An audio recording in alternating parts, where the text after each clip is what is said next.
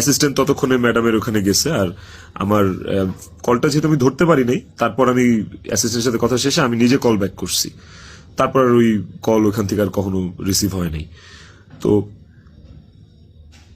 আমার কথা হচ্ছে যে আমার কথা ভাবে নাই, মানলাম। আমার ছেলেটা রিজিক পর্যন্ত যে ওকে গেটে ধাক্কা দিচ্ছে, নক করছে, বলছে যে মা দরজা খুলো, মা দরজা খুলো।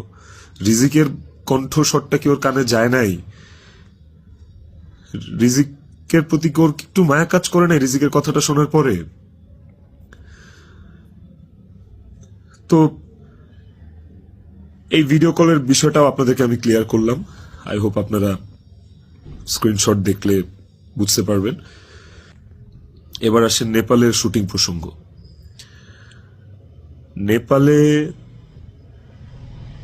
নেপালে কি আমি এই প্রথম জীবনে শুটিং আসছি? এর আগে আমি নেপালে শুটিং করছি, এর আগে আমি মালয়েশিয়াতে শুটিং করছি, থাইল্যান্ডে শুটিং করছি, সুন্দরবনে শুটিং করছি, দেশে মানিকগঞ্জ, কক্সবাজার, কত জায়গায় কত আউটডোরে শুটিং করছি। তিথিও ছিল অনেক শুটিং। এরা মেরা ফেলছে ট্রিগার করতে করতে, ওর কান ভরতে ভরতে।